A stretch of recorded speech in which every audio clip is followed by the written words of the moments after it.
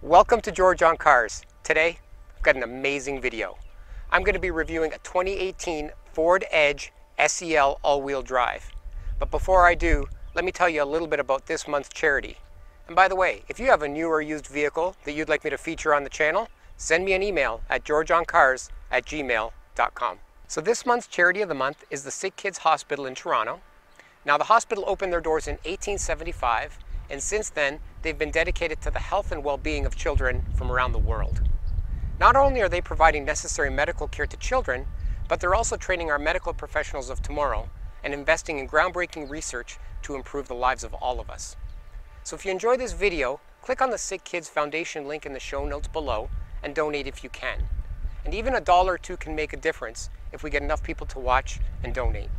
So check out their website. That's where I got this awesome shirt. I'm also going to add some links to some other great children's charities if you'd rather donate to one of those instead. So thanks a lot for supporting these great charities, and I hope you enjoyed this video. So the Ford Edge is a 5-door, 5-passenger, 2-row, mid-sized SUV that Ford produced since 2007, and you can get it in front-wheel drive or all-wheel drive configurations. The base price for a 2020 Ford Edge in the SE trim level is just over $36,000 Canadian, but it can go up to well over $57,000 Canadian if you get a loaded ST Performance model.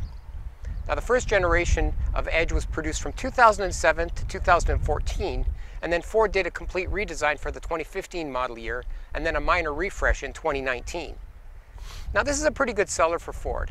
They sell about 130,000 of these per year, and over 1.6 million vehicles since it was introduced in 2007. And those are pretty solid sales numbers. Now the Edge sits in between the Escape and the Explorer in the Ford lineup, and in 2018, the Edge came in 4 trim levels.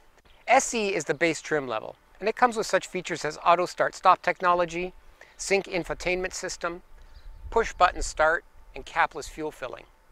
The SEL, which is the mid-level trim, adds a 10-way power driver's seat, a leather-wrapped steering wheel, and dual-zone climate control, along with the keyless entry feature. Now the titanium is Ford's luxury trim level on the Edge, and that adds leather seats, hands-free liftgate with that kick feature, and upgrades the Sync to the Sync 3 with a 12-speaker audio system. Now the final trim level on the Edge is the Sport for 2018, and that's their performance version as you could expect. And that vehicle comes with a unique 2.7-liter turbocharged V6, standard all-wheel drive, and it has some interior unique features. Now the vehicle I have here today is a 2018 Ford Edge. It's the SEL trim level with the 2-liter EcoBoost 4-cylinder turbocharged engine and all-wheel drive. It also has what Ford calls Equipment Group 201A, which includes the Sync 3 enhanced voice recognition and infotainment system, an 8-inch LCD touchscreen in the center stack. It's Apple CarPlay and Android Auto compatible. It has what they call smart charging USB ports, heated front seats, and a premium audio system. This vehicle also came with the cold weather package, which includes front and rear floor liners and a trunk liner. And finally, it also has a heated steering wheel. The vehicle also came with navigation and polished wheels. Now the sticker price on this car when it was brand new just 2 years ago was over $42,000. But you can find these on Auto Trader or Car Gurus for the mid-20s, and that's why I love used cars so much. The overall styling of the Ford Edge, in my opinion, is great. I think it looks really nice. I think Ford's done a great job. It's made it look bold and aggressive. And at this price point, in this segment, I think you're going to have a hard time finding a vehicle that looks a whole lot better. Take a look at the front end here. I think they've done a nice job with the trapezoidal grille. They've also got these cool lights at the bottom of the fascia, and they've done a really neat job integrating the engine block heater in a nice way. I also like the headlamps. They're kind of shaped out really cool, and when you get up close, you can actually see some of the fine details in the headlamps, and it's really kind of neat. Also got these nice 2 contour lines on the hood on each side, and that really adds a little depth to the front end of the car and to the hood. Now in 2018, you had 3 engine choices in the Ford Edge. All of them were mated to a 6-speed automatic transmission. Now in this car, we've got the 2-liter turbocharged 4, or as Ford likes to call it, the EcoBoost motor, and it has 245 horsepower and 275 pound-feet of torque. The next engine in the lineup was a naturally aspirated 3.5-liter V6, and that had 280 horsepower and 250 pound-feet of torque. And the final engine, which was only available on the Sport model, was the 2.7-liter turbo, and that had 315 horsepower and 350 pound-feet of torque. Now, acceleration for the Edge varied depending on which engine and transmission and driveline you had. Now, 0 to 60 it was about 6.5 seconds for a front-wheel drive EcoBoost 2-liter motor. The 3.5-liter V6 was going to be a little bit quicker, and then the Sport, that came in at about 5.7 seconds for 0 to 60. Fuel economy, again, it ranged depending on which model and drivetrain you got, but you could count on 20 city, 29 highway for a front-wheel drive 2-liter, or 17 city, 24 highway for the Sport all-wheel drive version. You can also tow with this vehicle. The 2-liter and the 3.5-liter, they could tow about 3,500 pounds, and the 2.7-liter Sport, for some reason, could only tow about 2,000. Now, moving around to the side of the Edge, the profile is very sharp. There's a nice contour line running from the front of the Edge to the back, and the side mirrors have a turn signal that's neatly integrated right into them. There's also some nice looking black cladding on the bottom of the doors, which give the car some extra dimension. Now, the wheels on this Edge are 18-inch polished aluminum, but you can upgrade to 19-inch rims or even 20 or 21s on the Sport model. But for overall ride comfort, the 18-inch wheels on this vehicle are a great choice. Now, coming around to the driver's side of the Ford Edge, there's some cool features on this side of the car that are probably worth mentioning.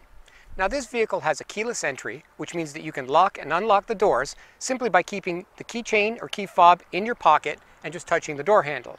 Now, to unlock the door, simply place your hand on the inside of the door handle and you're going to hear it unlock. To lock the door, there's a sensor on top of the door handle, and all you have to do is touch that, and that will lock the door. Another cool feature that a lot of Ford and Lincoln products have, and not a lot of other vehicle manufacturers use, is the keypad on the door. Now, really, it's a combination lock for your car, which is a cool feature in case you want to lock your keys in the car if you're going to the beach, or you're going to go swimming or running. Now, the last thing that this vehicle has, which is kind of cool, is a capless fuel fill.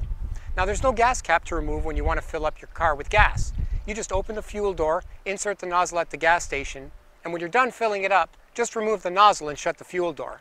Now, if you're trying to fill your car using a portable gas can, you're going to need to use the funnel, which is under the cargo storage area in the back of the trunk, right next to the spare tire. Now, one of the last cool features this vehicle has, on this side of the car at least, is the window down feature.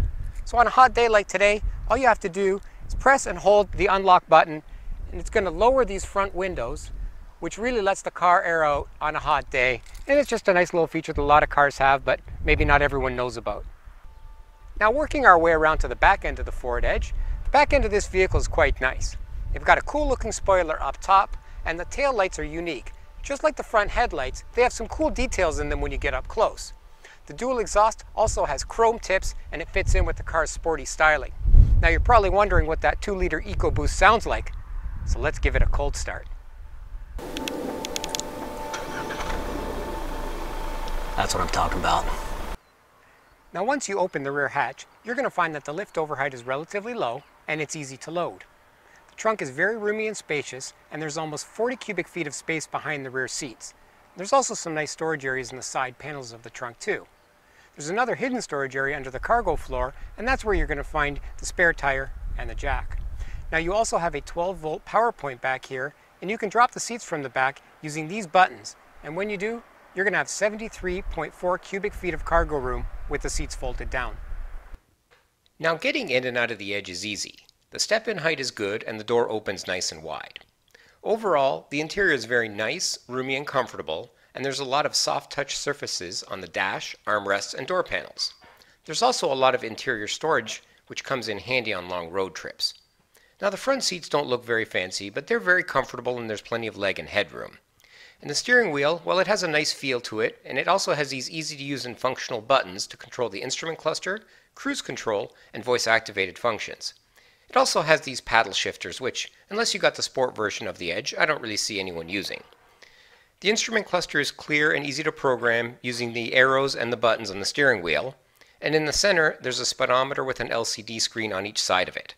On the left side, you can set up various vehicle settings and driver preferences, like remote start and what information you'd like to display in the cluster. On the right side, the LCD screen allows you to display information regarding the navigation, radio, or phone. Now, the infotainment system in the Edge overall works well. The screen reacts quickly to touch commands, and the resolution is pretty good. I like the way the screen is broken down into different areas for navigation, radio, and climate control. The navigation system is okay, but realistically, this vehicle has Android Auto and Apple CarPlay, so you're far better off using Google Maps for the most part. The radio works well enough, even though you can only set 6 favorites or presets, which is a little bit low. The sound quality is pretty good and it's straightforward to use. The heating, ventilation controls are also in the center stack, but thankfully you have hard buttons below which are easier to use. The backup camera on the edge is nice and large, and it has the backup lines which make parking and backing up a whole lot easier, and the resolution is decent for 2018. The ventilation controls are below the center stack and are hard buttons and are very easy to use. Now you can also program the heating and cooling using the 8-inch screen above and also with the voice commands. This unit also comes with dual zone climate control and auto climate control. Now the center console on the edge has a nice storage bin with 2 USB charging ports and another hidden storage area just behind it. There's also an electric parking brake and 2 large cup holders and a nice shift lever that Ford switched to a dial in 2019.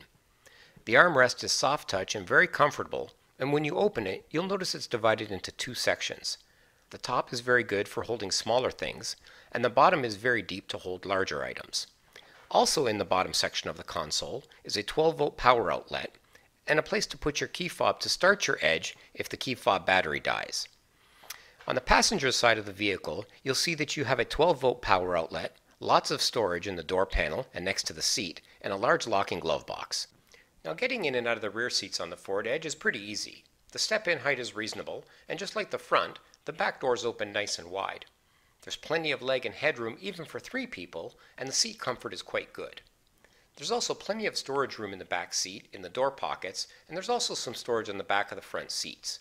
The seats are also nice and wide and recline and come with heated bottoms on the upper trim levels. When you're not using the middle seat, there's a nice fold-down armrest with 2 cup holders.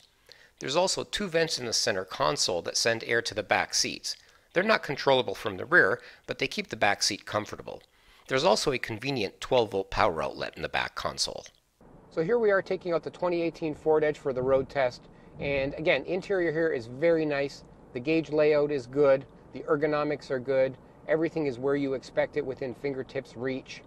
The seats are very comfortable. They're properly bolstered. I find on the ST and the Sport version, they're a little overly bolstered, a little bit uncomfortable. These seats are very comfortable.